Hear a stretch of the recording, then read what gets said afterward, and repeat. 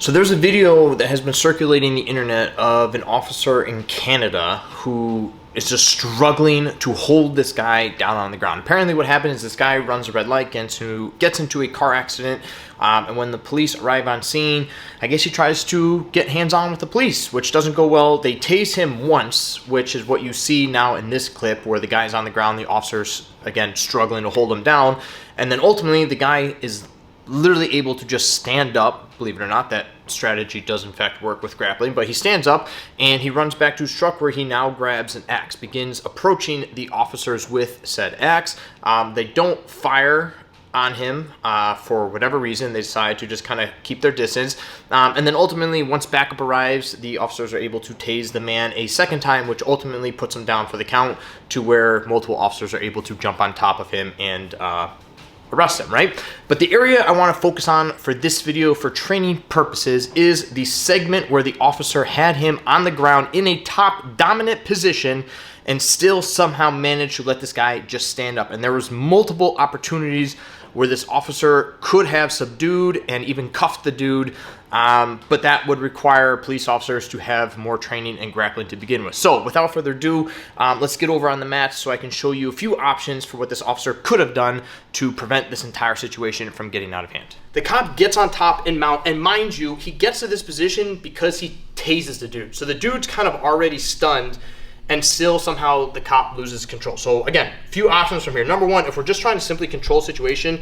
getting control of these hands, pressing down, not trying to lean forward to where once this guy kind of starts getting his noggin back and his motion going, I don't want to be launched over the top. So I still want to sink my hips. I want my knees out a little bit, but I'm just driving and stiff arming these hands. Now he can fight this and he can try and work his hands a little bit, but this is still a decent position for me to at least maintain control of the situation for the time being and let this guy calm down. If I start losing control of this position, I can very easily switch to knee on belly here and still apply this pressure again. We just did a whole video on knee on belly, but this is a perfect situation. And now even from here, I have more weight that I can apply to his arms. Again, I can chill here. I can wait because I believe there was a second officer involved as well. So I could have easily just handled the situation till my partner comes, wraps up the legs, and we could have handled the situation from there. If for whatever reason I'm starting to lose this, the next option that I have is starting to isolate these arms, and essentially I want to get his elbows his shoulders as tight as possible above his head. So as I'm here, I'm going to start driving my chest down, and as I start driving my chest down, notice that his elbows start kind of flaring out. I'm going to walk my knees up, pressure my chest down, and then most important part of this is I want to scoop his head. Now I don't want to scoop at the neck because he can still post his head on the ground. He's going to be able to bridge from that. So I want to scoop the head fully, hold from this position, start working my knees up again so you're going into a bit of a high mount. Then from here, I can start isolating, scooping the arms up, and then again, getting him into a position where his arms are wrapped, tangled up above over his head like this.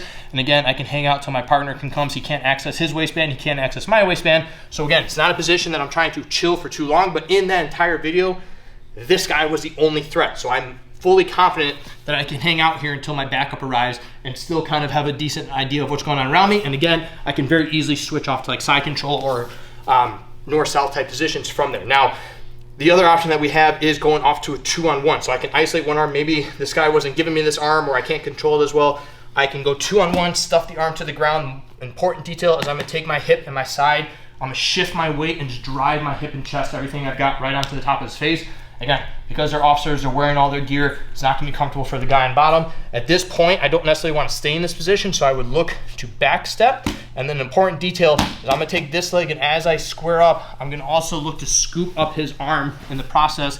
As I go to side control, notice I'm still applying pressure on here, and I'm not just pushing down, I'm also kind of extending this arm out so he can't access it. At this point, again, I can literally just hang out from here. I can scoop up the arm and control it from this position. I can work into a crossface if I want to. The best option that I have from here is, again, because I've already got his elbow up nice and high, I can punch this arm through, hip in, and now I'm into full-blown side control with a stockade.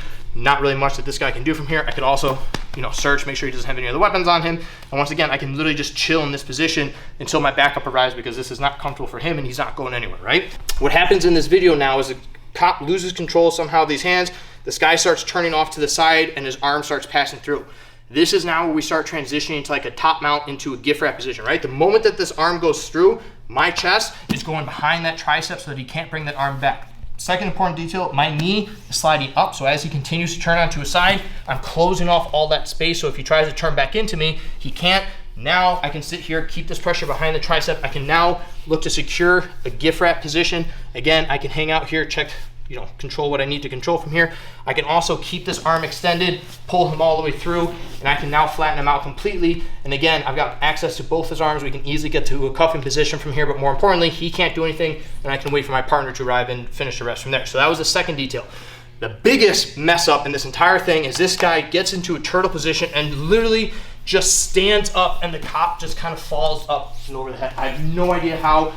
He even tries stun gunning him with the taser a little bit. That doesn't do shit. So once this guy starts going turtle, one option that the cop has, I don't recommend it, but it is an option. I can easily put my hooks in, shift my weight back a little bit, and now I'm gonna start hipping in, and I flatten this person right back out. We can deal with extracting these arms if we need to, but now I'm at a point where I've got him fully flattened out.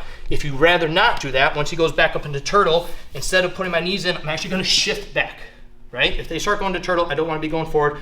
I wanna shift back. I can easily start buckling, collapsing these arms, breaking them down this way, and we can look to control from the side, or I can shift all the way around. I can grab his heel. I can weave to the inside to get this front wrist. As I crank this wrist, I'm also gonna pick up his foot as much as I can, drive him forward, flatten him back out from here. I can also work up to knee on belly if I need to with this arm, or I switch, extract the arm, work it back, and eventually we just work on extracting the other arms and we get back in other cuffing positions. Nonetheless though, if you're an officer, you gotta train. This is a beautiful example where this guy literally had multiple opportunities to control this dude on the ground.